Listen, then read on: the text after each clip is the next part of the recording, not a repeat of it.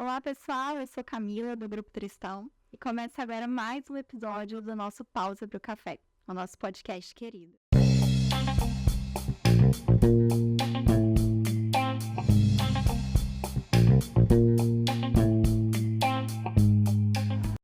E hoje a gente está com mais uma convidada especial, que é a doutora Cláudia Dematê, e vai contar um pouquinho sobre a trajetória profissional dela, como que ela chegou na delegacia de atendimento à mulher, aqui do Espírito Santo, e como que a gente pode, enquanto sociedade, contribuir para o trabalho belíssimo de vocês. Então, doutora Cláudia, muito obrigada por ter aceitado o convite e por estar aqui conosco. Seja bem-vinda. Obrigada, Camila. Eu que agradeço, em nome da Polícia Civil, da nossa divisão especializada de atendimento à mulher, pelo convite para nós dialogarmos sobre esse tema tão importante que é o enfrentamento à violência doméstica e familiar contra a mulher. E parabenizo pela iniciativa de vocês, que levar esse conhecimento, difundir esse conhecimento dentro da empresa, para as outras pessoas. Isso é determinante, porque nós precisamos exatamente da junção de todas as pessoas nessa luta pelo enfrentamento à violência contra a mulher. Que legal. E a gente espera que esse bate-papo, então, contribua com todo mundo que estará nos escutando a partir de agora. Doutora Cláudia, para a gente começar, quem é você na pausa para o café? Bom, eu sou Cláudia Dematê, sou delegada da Polícia Civil do Estado de Espírito Santo há quase 18 anos. Hoje eu estou como delegada-chefe da Divisão Especializada de Atendimento à Mulher da Polícia Civil do Estado do Espírito Santo.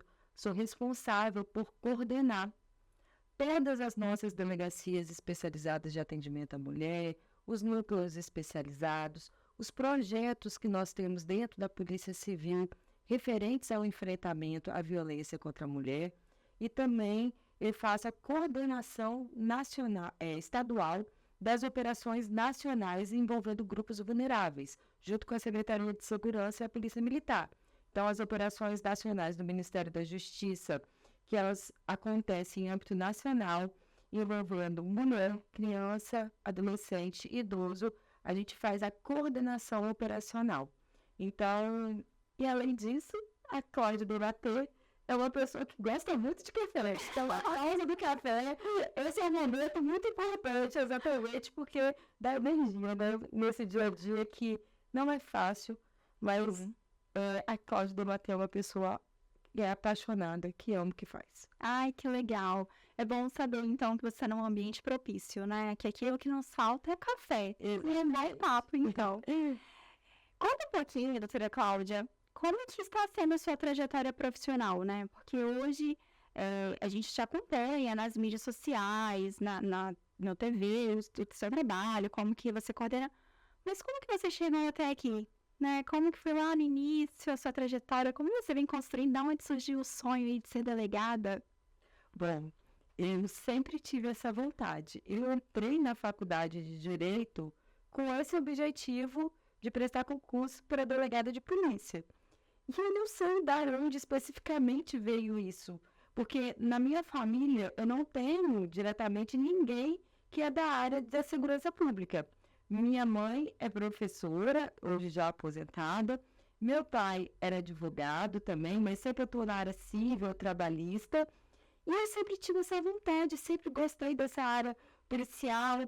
E na minha cabeça eu sempre pensei que de alguma maneira eu podia fazer diferença na sociedade com o meu trabalho. Então eu já entrei muito determinada na faculdade em busca desse sonho. E durante o período da faculdade, ao ter as matérias dentro do curso de Direito, eu me apaixonei mais ainda quando eu tive Direito Penal, Processo Penal, tive professores que eram delegados de polícia, e aquilo foi me dando mais certeza do que realmente eu queria. Então, quando eu me formei, eu já comecei a estudar com foco. Primeiro, eu fiz, estudei para poder fazer o exame da ordem, e em seguida eu sentei e estudei focada realmente durante um ano para o concurso de delegada de polícia. E eu tenho muita alegria de dizer que no primeiro concurso que eu fiz para delegada de polícia, eu estava com 24 anos, eu fui aprovada para o cargo. Então, assim, eu tenho uma trajetória que eu falo que quando a gente faz as coisas com amor, escolhe uma profissão para exercê-la com amor, eu tenho certeza que isso reverbera no que a gente faz. Então, primeiramente, quando eu fui nomeada, eu fui para o interior do estado, eu respondia pelos municípios de Montanha, Mucurici, Ponto Belo. Em seguida, eu fiquei também, em razão do afastamento de um colega, respondendo, como eu lembro também, Pinheiros e Boa Esperança na época. Já ali, foi logo que a minha Maria bateu, assim, tinha pouquíssimo tempo que ela tinha sido promulgada. Lá a gente atendia de tudo, mas tinha um alto índice também de violência contra a mulher. E já ali eu acho que eu comecei essa trajetória do enfrentamento à violência contra a mulher. Depois eu vim para a capital, assumi, não existia divisão da mulher na época, eram só as delegacias de maneira isolada. Assumi a delegacia da mulher de Vitória, fiquei por mais de 4 anos lá. Depois, trabalhei um tempo como delegada da Delegacia de Delitos de Trânsito, mas acabava acumulando a Delegacia da Mulher Aprendizes. E depois eu respondi pelas delegacias de Jardim Camburi, da Praia do Canto, por um período pequeno. Depois assumi como titular a crimes cibernéticos e logo em seguida foi criada a divisão especializada de atendimento à mulher. E desde então eu tenho muita honra de estar como delegada-chefe dessa divisão e buscando cada dia mais aprimorar o nosso trabalho aqui no Estado nesse enfrentamento à violência contra a mulher. E é muito bacana, assim, saber da sua trajetória. Como eu disse, a gente acompanha, né, o seu momento atual. Você já esteve conosco em outras oportunidades de conscientização também para os nossos funcionários. E sempre que a gente escuta, né, quando te vê falar numa apresentação, é quanto você nos representa, né? Representa as mulheres, as lutas que a gente tá aí lutando, né? E o quanto é bom ter uma pessoa como você junto conosco, liderando essa luta, né? É bem representativo isso. E por trás da doutora Cláudia, tem uma equipe. Exatamente. Né? O seu trabalho é o reflexo de uma equipe por completo, que talvez a gente ainda não vê os rostinhos, né, que fica nos bastidores. Mas como é que essa equipe atua, né, nessa luta e quais são os principais casos que chegam até a delegacia? Camila, e para mim isso é determinante. Dizer que hoje a divisão ela vem fortalecer ainda mais, né, as nossas delegacias especializadas de atendimento à mulher. Isso é fruto de um trabalho de uma equipe de delegadas, escrivães, investigadores, agentes de polícia, assistentes sociais e psicólogos. Todos esses cargos são policiais civis concursados que trabalham com muita dedicação, com muito empenho, com muito carinho, com muito amor nesta luta tão importante da sociedade. Então, é uma equipe que tem um trabalho árduo, diariamente, nessa luta do enfrentamento à violência contra a mulher. Então, nós temos delegacias da mulher tanto na Grande Vitória, quanto no interior do estado. Temos alguns núcleos do interior também. E em todas as nossas unidades especializadas, nós temos esses profissionais capacitados e especializados no atendimento a mulheres em situação de violência. Então, diariamente, chegam os mais diversos casos. Infelizmente, quando a gente fala dessa violência doméstica e familiar contra a mulher, a gente está falando de uma violência que ela sempre existiu da sociedade. Fruto de uma sociedade, de uma cultura patriarcal, de um machismo estruturante que perpassa a vida de todos nós, homens e mulheres. E, infelizmente, até hoje, nós temos alguns homens que insistem em praticar esses tipos de violência, que acham que a mulher é posse, que é propriedade. Então, quando a gente fala nisso, nós estamos falando de uma violência que, como eu ressaltei, ela perpassa a vida de todos nós. Ela atinge pessoas de todas as camadas sociais, pessoas que estão na Grande Vitória, pessoas que estão no interior do estado, pessoas que têm mais acesso à educação, menos acesso à educação. Nós estamos falando de uma violência, infelizmente, estruturada de uma forma muito cultural na nossa sociedade. E quando a gente fala dos tipos de casos que chegam até as nossas unidades especializadas de atendimento à mulher, nós estamos falando das mais diversas violências, e isso é até muito importante nós deixarmos claro para todo mundo que está nos ouvindo. Porque, às vezes, as pessoas, quando a gente fala de violência contra a mulher, a própria pessoa que está sofrendo aquela violência, aquela vítima, ela só se percebe vítima daquela violência quando a gente está falando da violência física. Porque ela deixa marca, ela está latente. É um olho roxo, exatamente, é um olho roxo, é uma facada que deixou um corte, uma perna que foi quebrada porque foi desferido um chute contra ela. Então, aquela própria vítima, ela só se enxerga a vítima de violência quando ela sofre uma violência física. Assim como os homens autores de violência. Eles só minimamente se percebem praticando uma violência quando você tem essa violência física. Só que a gente tem a Lei Maria da Penha, que exatamente veio trazer essa proteção, né, aos casos de violência doméstica e familiar contra a mulher, que ela é muito clara em dizer que a violência não é somente a violência física. E eu falo para vocês, por toda a experiência que nós temos no dia a dia, nas nossas unidades, geralmente não começa com a violência física. Ela começa com a violência moral, por meio dos xingamentos, das humilhações, do subjugamento. Vai evoluindo para uma violência psicológica, por exemplo, por meio de ameaças, por meio de perseguições reiteradas, e vai se tendo o que a gente chama de escalada da violência, sempre com o cometimento de crimes mais graves. Essas violências, elas vão progredindo. E aí você tem as violências patrimoniais, você tem a violência sexual dentro daquela relação afetiva. Ah, doutora, mas o marido vai poder responder por um estupro contra uma mulher? Lógico que pode. Ele não tem posse sobre o corpo daquela mulher. Então, se mediante violência ou grave ameaça, ele obrigar aquela companheira, namorada, esposa, a praticar uma condução carnal ou qualquer ato libidinoso, sim, nós estamos diante de um crime de estupro. E isso é muito importante ser dito, né? Lógico. É pouco se falado, Sim, né? E eu acredito que é muito mais recorrente do que a gente imagina. muito. Então, assim, você vai ver essa escalada. E até chegar às violências físicas. É uma via de fato, é uma lesão corporal e o ápice dessa violência, que é o feminicídio. Uma mulher tendo sua vida ceifada simplesmente pelo fato dela ser mulher. Então, os atendimentos que nós fazemos, que a nossa equipe faz à delegacia, são dos mais diversos tipos de violência. Então, a nossa equipe está ali apta para atender essa mulher, acolher, como eu ressaltei. Dentro das nossas delegacias, nós temos assistentes sociais ou psicólogos, que são policiais civis concursadas por cargo. Então, essas profissionais, geralmente, elas fazem um primeiro atendimento, um acolhimento dessas mulheres em situação de violência, o encaminhamento delas para a rede.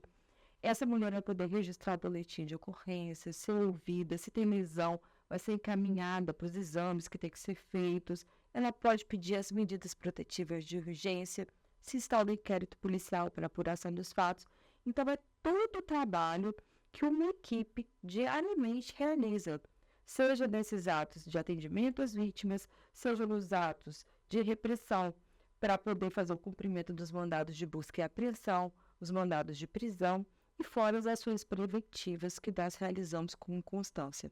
Então, eu falo que este trabalho é fruto de um trabalho de uma equipe que diariamente, com todo esse comprometimento, trabalha nesse enfrentamento à violência contra a mulher. E você comentando, né, de serem policiais, mulheres, isso faz também muita diferença, né? Ao chegar a fazer uma denúncia, é um ato de muita coragem, né? E o que essa vítima, essa mulher precisa é de um acolhimento. Sim. Então também traz um aconchego, um conforto, né? De você saber que do outro lado, quem está te acolhendo também é uma mulher, está entendendo ali as suas dores. Tira talvez um pouco do medo do julgamento, porque o pouco que eu conheço do assunto, que eu já ouvi algumas pessoas comentando, o receio da sociedade é muito grande ainda, né? Do que as pessoas vão pensar, se eu terminar o casamento por esse motivo, enfim. Então ainda há muito preconceito pra gente ser ultrapassado, né? Muito, Camila. O que acontece? Assim, a gente fala que existem muitos dificultadores nesse rompimento do ciclo da violência doméstica e familiar contra a mulher. Gente, não é fácil romper esse ciclo. A gente está falando de uma violência complexa. Primeiro, a gente tem que fazer uma análise que ela acontece com pessoas que têm vínculo de afetividade, afinidade ou parentesco. Não é, por exemplo, igual um crime de furto ou de roubo, que a pessoa, ela foi vítima, ela estava num ponto de ônibus, alguém levou sua carteira. Ela nunca mais quer ver o autor daquele crime que ela sofreu. Quando a gente fala de um crime resultante de violência doméstica e familiar contra a mulher, nós estamos falando de pessoas que têm vínculo de afetividade. Olha isso, gente, afeto. Olha que palavra bonita. Então, não é simples você romper vínculos de afetividade, de parentesco. Então, o que eu falo, isso não só para os policiais, mas a gente precisa falar isso para a sociedade. Não julgue jamais uma mulher que está sofrendo uma violência doméstica. Ela precisa ser acolhida e não julgada. Às vezes as pessoas falam, Dona Maria, ela voltou para o seu João, ela gosta de apanhar. Não, gente, Dona Maria não gosta de apanhar. Dona Maria, ela está num ciclo tão complexo de violência que não é simples. Então, sim, acolha, ajude Dona Maria 1, 2, 3, 1 milhão de vezes, porque ela precisa disso. Ela não precisa ser julgada, ela precisa ser acolhida. Então, esses dificultadores que a gente ressalta que existe por rompimento do ciclo da violência, eles não existem. Então, por exemplo, essa questão da vergonha, da sociedade, da família, dos vizinhos, o que as pessoas vão falar? Isso é um dificultador, porque, infelizmente, quando a gente fala desse machismo estruturado e estruturante da sociedade, infelizmente esse machismo faz com que pessoas, por vezes, ao invés de olhar para aquela pessoa que está vivendo uma situação de violência doméstica, que ela é uma vítima, em vez de acolhê-la, ainda culpabiliza. Fala, mas o que você fez para merecer? Não, ninguém merece sofrer nenhum tipo de violência. Então, essa vergonha, ela é sim dificultadora. A questão da dependência emocional, da dependência econômica, da existência, por vezes, de filhos, né, fruto desse relacionamento. Então, a gente está falando de uma violência que ela tem essa complexidade muito grande por rompimento. Então, é muito importante que a gente entenda que uma mulher em situação de violência doméstica, ela não deve jamais ser julgada, ela deve ser acolhida. Enquanto você vinha falando, né, que isso é ao longo da nossa história que isso acontece, eu comecei a fazer algumas reflexões e aí me veio uma curiosidade. Você já observa algum movimento de denúncias em relação também às gerações? Eu entendo que talvez a minha avó aceitava essas situações, talvez mais do que eu aceitaria no momento, né? E talvez eu não aceite hoje pela história que eu carrego das mulheres da minha vida. Foram sendo construídas, essa nossa liberdade foi sendo construída.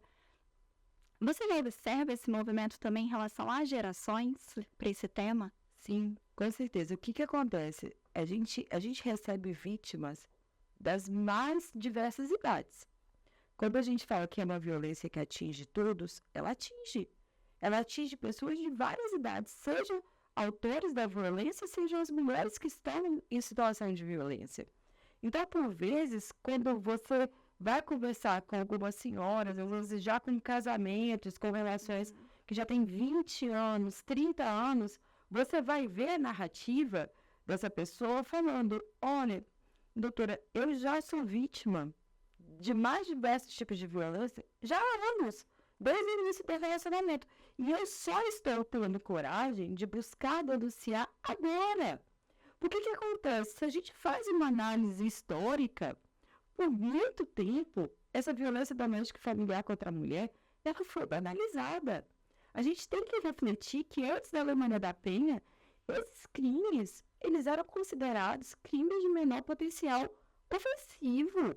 Então, no máximo, quando a mulher tinha coragem de denunciar, o que nós tínhamos era a lavratura de um termo circunstanciado, quando ela era representada contra o autor. Isso ia para os juizados especiais criminais e, no máximo, se tinha condenação desses homens autores de violência ao pagamento de uma cesta básica. E eles ainda usavam esse tipo de condenação, por vezes, para praticar uma nova violência, falando para aquela mulher que ela estava tirando o alimento dos filhos, caiu ali uma cesta básica.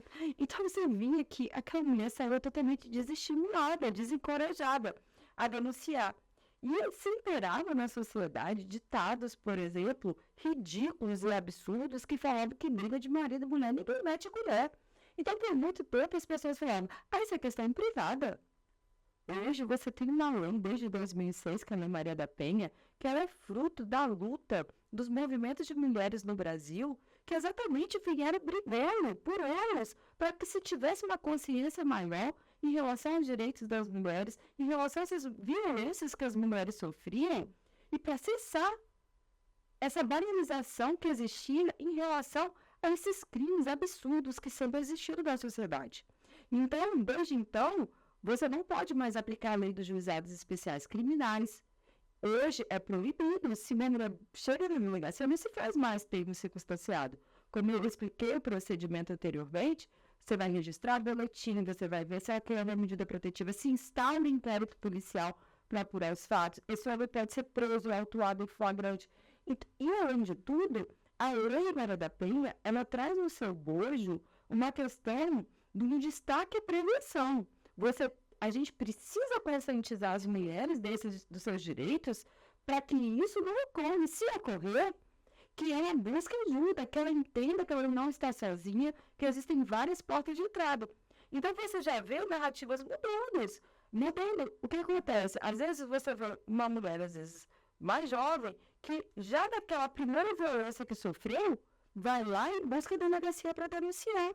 E a gente espera que isso mude cada dia mais e a gente tire os casos da subnotificação. Porque às vezes as pessoas falam assim, nossa, doutora Cláudia, hoje com a Lei Maria da Penha, a violência contra a mulher, ela cresceu.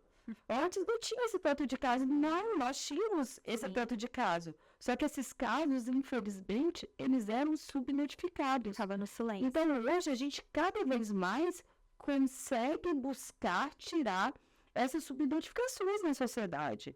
E mesmo toda a luta que é feita, ainda assim, muitas mulheres sofrem caladas, independente da geração delas. Sim. Então, você ter ações como essa, de divulgação da Lei Maria da Penha, da conscientização dos direitos, isso é determinante da sociedade. Nós precisamos falar sobre.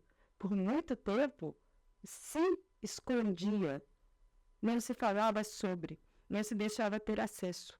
Com isso, você facilita as subnotificações. E sim, a gente tem que falar muito. Às vezes as pessoas falam para mim, nossa, doutora Cláudia, agora tá falando muito, né, sobre violência contra a mulher, tá na moda.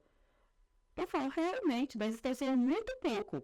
Muito pouco será a qualidade da vida. Porque se a gente estivesse falando muito com a qualidade de vida, nós não ligaríamos a TV todos os dias, abriríamos jornais, veríamos pessoas conhecidas sendo vítimas dos mais diversos tipos de violência. Então, nós temos que falar e falar muito, para que as gerações futuras, elas não passem pelo que nossas tataravós, nossas bisavós, nossas avós, nossas mães, nós passamos. Porque, diariamente, as mulheres são vítimas dos mais diversos tipos de violência. É muito bonito estar lá na Constituição que homens e mulheres são iguais perante a lei. Era isso, nós precisamos escrever. Isso em 1988. Está expresso lá que homens e mulheres são iguais perante a lei. Só que não adianta. Isso só estará formalmente na Constituição. Nós precisamos que isso ocorra de fato na sociedade. Então, enquanto isso não existir de fato na sociedade, enquanto a gente tiver diariamente esse número absurdo de mulheres sendo vítimas de violência, sim, nós precisamos falar muito sobre. É importante para a prevenção, né? A educação é a informação que leva à prevenção também, né? E aqui no Grupo Tristal, a gente vira e mexe, convida a doutora Cláudia a vir aqui também, né? A última vinda dela foi o ano passado para o nosso grupo de funcionários, conversando com eles. Porque a ideia é essa. A gente precisa fazer um movimento de prevenção. E vocês fazem esse movimento também com diversos projetos, não é verdade? Conta um pouquinho desses projetos antes de que tudo isso aconteça, né? Exatamente, Camila. Hoje, na Polícia Civil, nós temos, além dos atos, obviamente, quando se pensa polícia, se pensa na repressão, na investigação dos crimes. lógico que essa é a nossa função principal. Diariamente, como eu disse para vocês, nessas delegacias especializadas de atendimento à mulher, nossos núcleos especializados, realizam os mais diversos atos de repressão a esse tipo de crime. São as investigações que são feitas, são as prisões em flagrante realizadas, os cumprimentos dos mandados de busca, mandados de prisão. Isso constantemente é feito. Só que nós entendemos que nós precisávamos ir para além. Nós precisávamos também trabalhar numa perspectiva de prevenção. Porque o que ocorre? Não adianta achar que você vai ter um resultado de fato qualificado neste enfrentamento à violência doméstica e familiar contra a mulher, exatamente porque nós estamos falando dessa violência estruturalmente, culturalmente posta na nossa sociedade. Nós precisamos, para além da repressão, trabalhar na prevenção, na desconstrução desses valores machistas que levam ainda alguns homens a diariamente praticar esses tipos de crime. Então, nós temos hoje, da nossa divisão, alguns projetos que eles buscam também trabalhar numa perspectiva de prevenção. Um deles é o projeto Homem que é Homem. O projeto Homem que é Homem ele existe desde 2015 na Polícia Civil. Ele foi pensado pelas nossas psicólogas e assistentes sociais que são policiais civis, exatamente para nossa contribuição enquanto Polícia Civil, para uma contribuição para além dessa perspectiva da repressão, pensando nessa prevenção e nessa desconstrução. Então, por meio do projeto Homem que é Homem, nós trabalhamos com esses homens autores de violência por meio de grupos reflexivos. Então, esse homem que praticou essa violência, ele vai responder criminalmente. Ele vai estar ali na delegacia, sendo investigado pelo crime que ele praticou. Ele precisa ser responsabilizado criminalmente, ele precisa entender que aquilo é crime e responda criminalmente por aquilo que ele praticou. Só que, para além disso, nós temos que pensar que este homem ele precisa desconstruir esses valores que levaram eles a praticar esse tipo de crime. Porque, como eu exaltei já no início do nosso bate-papo, às vezes eles têm dificuldade de sequer se enxergarem em autores de violência, quando a gente não está falando da violência física, principalmente. Então, a gente precisa conscientizar que esses atos, a violência moral, a violência psicológica, todas essas violências são crimes e buscar desconstruir, mostrar para eles que existem outras formas de resolução dos conflitos que não sejam violência. Então, esses homens, hoje, eles são encaminhados para o projeto Homem que é Homem por meio da medida protetiva de urgência. Então, em geral, o judiciário faz uma análise disso e encaminha para o grupo reflexivo. Então, esse ciclo que ele vai participar de encontros do projeto Homem que é Homem, ele é composto por 8 encontros. Então, no primeiro encontro, em geral, é aberto por uma das delegadas, por uma autoridade policial, exatamente para trazer um enfoque da Lei Maria da Penha. Mostrar o que é violência, mostrar que hoje o descumprimento da medida protetiva de urgência é um crime. E isso tem consequências. Inclusive, ele pode ser preso em flagrante pelo descumprimento da medida protetiva, ou, se não for uma situação em flagrancial, o juiz pode decretar, inclusive, a prisão preventiva dele. Mostrar os tipos de violência, que a violência não é só física, igual eu explico, é moral, é psicológica, é sexual, é patrimonial. Então, assim, todo esse enfoque da lei, ele é trazido para esses homens que são encaminhados num grupo no primeiro encontro. Os demais encontros é onde entra a nossa equipe técnica, que é composta, em geral, por psicólogos e assistentes sociais.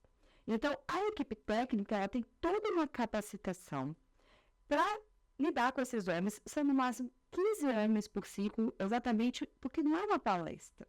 É um grupo reflexivo. Você precisa ter essa proximidade, gerar um processo de confiança e, de fato, gerar um início de uma desconstrução.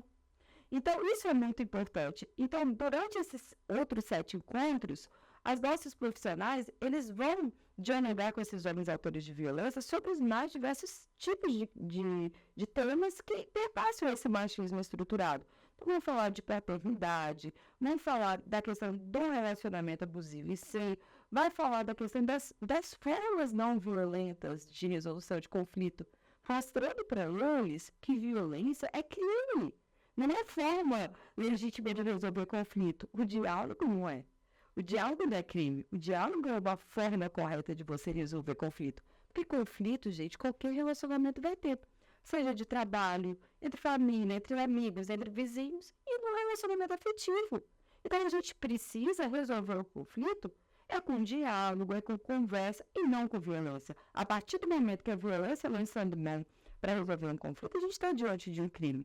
Então, tudo isso é passado para eles e é muito legal, porque os resultados, os números, nos mostram que é um projeto muito potente, é uma ferramenta muito potente desse tratamento da violência contra a mulher. Hoje, os estudos apontam que o homem autor de violência doméstica, que ele só é trabalhado na perspectiva de repressão, a chance de reincidência dele é altíssima. Em geral, eles reincidem. Geralmente, varia entre 70% a 80% o número de reincidências. Ao passo que o homem autor de violência doméstica, que para além da repressão, ele é encaminhado por um grupo reflexivo, como é o homem que é homem, essa reincidência cai para de 5% a 8%. Então, a gente vê uma ferramenta muito potente. Para além da reincidência, nós temos que pensar que esses homens são multiplicadores. Sim. Então, eles vão multiplicar. Então, para a gente, assim, é um projeto que nós temos muito orgulho, já ganhamos prêmios por ele. Então, assim, eu falo que é um motivo de muito orgulho dentro da nossa instituição, dentro da nossa divisão, para o Estado, para a Secretaria de Segurança, porque a gente, de fato, vê uma ferramenta muito potente nesse enfrentamento à violência contra a mulher. Outro projeto, muito para a gente também, um motivo de orgulho determinante que nós temos, é o projeto de visão especializada de atendimento à mulher idosa itinerante. Nós temos um projeto que nós estamos rodando todo o estado do Espírito Santo, com o ônibus da Polícia Civil, que é uma delegacia móvel, toda estruturada, como se fosse uma delegacia física normal. Ela é toda estruturada, ela é todo estruturado para atender as mulheres em situação de violência. Então, chegando lá, tem a parte do registro do boletim, do cartório, da sala para ter o primeiro acolhimento, para a delegada, para as assistentes sociais, as psicólogas, poderem fazer esse primeiro acolhimento com essa mulher. Então, nós estamos rodando todo o interior do estado. Nós chegamos num município que vai receber a ação com uma equipe grande de policiais, geralmente entre 30 a 40 policiais, e hoje nós temos uma integração conosco nesse projeto, uma parceria com o pessoal da Patrulha Maria da Penha, da Polícia Militar. Então, são policiais civis e militares que vão de maneira integrada, juntos, para os municípios, levar essas ações para todos os municípios do estado. Então, a gente chega mais ou menos entre 30 a 40 policiais, dentre escrivães, delegados, investigadores, agentes, psicólogos, assistentes sociais, as equipes da Polícia Militar, da Patrulha Maria da Penha, que são especializados nesse enfrentamento à violência também contra a mulher. E aí nós realizamos todas essas ações de atendimento a essas mulheres do município no ônibus da Polícia Civil, com diversas ações, tanto também na perspectiva de repressão, cumprimento de mandado de prisão, busca, apuração de Disque 70, Disque 81. Então, a gente faz essas ações no município, quando nós estamos, e também uma dos enfoques mais importantes desse projeto, as ações de prevenção. Então, parte das nossas equipes vão para as ruas, para os comércios, no município todo, dialogar com a população. A gente tem um material que é entrando, explicando os tipos de violência, como denunciar, mostrando e chamando a população para entrar conosco nessa luta. Porque a luta pelo enfrentamento à violência contra a mulher não é uma luta somente das mulheres. Ela é uma luta que ela deve ser de toda a sociedade. E, além disso, a gente, antes de chegar no município, é feito já todo um diálogo com a rede do município, e nós vamos também para as escolas dialogar com as crianças e adolescentes, numa perspectiva de prevenção, para que essas meninas não sejam futuras vítimas e os meninos não sejam futuros autores. Então, é um projeto que vem tendo resultado incrível, muito potente, e para nós também é motivo de orgulho. E, além disso, a nossa parte das palestras que nós ministramos em todos os órgãos, seja privado, público, nas empresas, nas escolas, nas faculdades, nas igrejas, porque sim, como eu ressaltei, nós precisamos falar sobre. nós temos que dialogar, nós temos que levar conhecimento para que a gente consiga, de fato, trabalhar na raiz dessa violência e isso não mais ocorra. É muito bacana, assim, todos os projetos. E gosto muito quando fala para criança e para adolescente, porque são os futuros adultos aí, né? Exatamente. E, doutora Cláudia, a gente precisa romper esses ciclos, né? Você vem falando de desconstruir, a gente precisa desconstruir esse machismo. E é muito da responsabilidade também das pessoas que hoje criam, né? Tem a responsabilidade da criação, seja o avô, o pai, a mãe.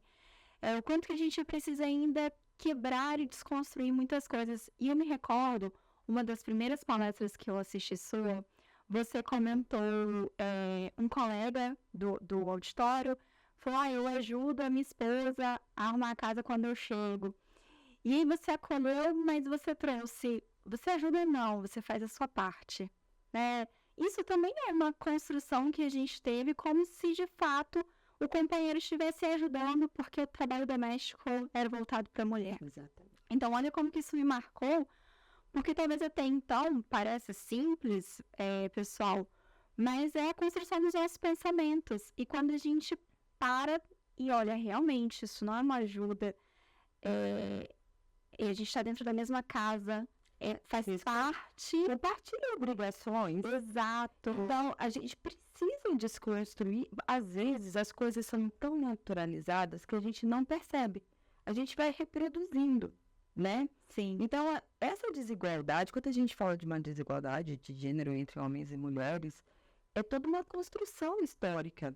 Você atribui papel específico para as mulheres e como que só dela fosse aquele papel. Sim. Então, a gente precisa dialogar e desconstruir muita coisa. Que às vezes, mesmo que a pessoa não entenda, aquilo ali sim vai implicar lá na frente numa questão de desigualdade e dessa desigualdade existindo, dali para cá, você está ligando a atos de violência. E pensando, então, nessa desconstrução e o papel que a sociedade tem frente a isso, a esse enfrentamento, mas qual que é o papel das empresas, das organizações, né? Como que nós, enquanto instituições, podemos criar um ambiente mais acolhedor para essas mulheres, para as nossas funcionárias, de maior respeito? Me conta um pouco nesse sentido, voltado para dentro das empresas. Perfeito. Isso é muito determinante. Como eu ressaltei agora há pouco, nós precisamos levar uma consciência para todos e todas as pessoas que a luta pelo enfrentamento à violência doméstica e familiar contra a mulher, ela não é uma luta só das mulheres. Ela não é uma responsabilidade somente das mulheres. Ela é uma responsabilidade de toda a sociedade. E eu vejo hoje um papel muito importante das empresas nesse enfrentamento. Como você ressaltou, nós já recebemos esse convite de vir aqui no Grupo Cristão, na Real Café, para dialogar sobre essa temática já algumas vezes. E isso é muito importante. As empresas promoverem dentro delas, para os seus funcionários, essa conscientização. Você mostrar ali para aquelas mulheres, por exemplo, que estão na empresa, que a empresa está preocupada com a existência dessa violência e mostrar que se você, nossa funcionária, está passando por isso, existe saída. Existem portas para que ocorra esse rompimento dessa violência. Então, você levar essa conscientização, trazer esse conhecimento, isso é determinante para a gente romper esses ciclos de violência. Então, assim, eu parabenizo mais uma vez o Grupo Cristão por essa iniciativa, porque isso, sim, é você pensar como uma consciência coletiva, de fato, buscando promover um bem coletivo de todas que estão ali. Então, você trazer consciência, mostrar para as funcionárias e os funcionários os tipos de violência, o que a lei veio trazer, as formas de você conseguir romper, denunciar e mostrar que a empresa está ali junto com ela para acolhê-la se ela estiver sofrendo essa violência. Então, você mostrar que existem caminhos para romper, quais são as formas, até para a empresa ajudar ela nessas orientações, sabe? Ela vai se sentir acolhida. ela vai sentir que ela não está sozinha. Isso é muito importante. Doutora Cláudia, pensando nesse apoio, nesse suporte que nós precisamos dar a essas mulheres, quais são os meios, quais são os canais para realizar uma denúncia de violência contra a mulher? Perfeito. É muito importante a gente falar desses canais. Como a gente falou um pouquinho, né, um tempo atrás aqui do nosso bate-papo, na sociedade, infelizmente, imperou por muito tempo aquele ditado que falava que briga de marido e mulher, ninguém mete a colher. E isso é completamente errado, absurdo. E hoje a gente tem que deixar claro que briga de marido e mulher, nós metemos a colher sim, e é questão de ordem e segurança pública. Então é muito importante nós alertarmos para toda a população que nós temos canais em que as denúncias podem ser feitas de maneira anônima. O anonimato da pessoa é garantido. Então, essas denúncias elas podem ser feitas tanto pelo Disque Denúncia 181 aqui do estado e também pelo Disque 180, que é de âmbito nacional, para fazer essas denúncias de violência doméstica familiar contra a mulher. Então, qualquer pessoa pode denunciar. Essas denúncias elas vão ser encaminhadas para as delegacias que têm circunscrição, competência para fazer aquela apuração da denúncia. E, além disso, outro canal de denúncia muito importante, se você está vendo uma situação flagrancial, a mulher sendo vítima naquele momento de uma violência, você está ouvindo uma vizinha sendo ameaçada, sendo agredida, acione a polícia militar por meio do 190. É um canal muito importante de denúncia. E ressaltamos também para as mulheres que possam estar vivendo uma situação de violência doméstica e familiar contra a mulher, é muito importante que busquem as delegacias das mulheres. Nós temos as nossas delegacias especializadas de atendimento à mulher, os nossos núcleos especializados de atendimento à mulher, que estão ali aptos a fazer registro, atender, acolher.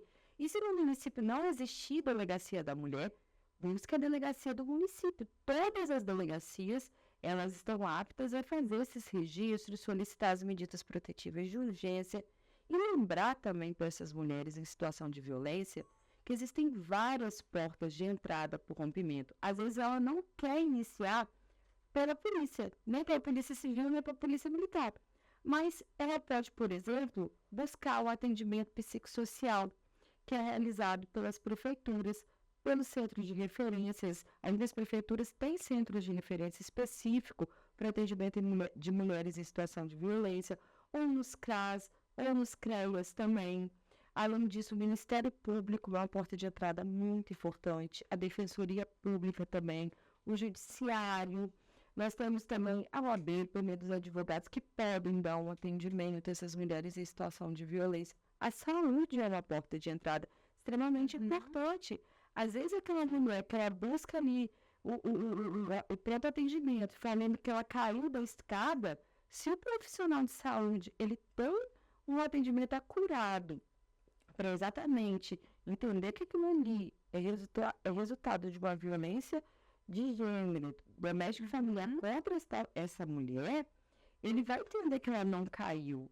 Então, ele vai poder acolher e mostrar que ali é uma porta de entrada para ela estar iniciando o rompimento desse ciclo. Então, o que é importante destacar é que se uma mulher ela está vivendo uma situação de violência, ela precisa saber que existe uma rede que tem várias portas de entrada para esse rompimento. Muito bacana. E que a gente tenha maior sensibilidade para observar esses sinais também e para que a gente possa ajudar as nossas colegas de trabalho, as nossas vizinhas, as nossas mães, irmãs, sobrinhas, enfim, que a gente possa ajudar as mulheres da nossa sociedade e que a gente também fique atento para a gente se ajudar, né? Acho que é importante a gente entender isso também.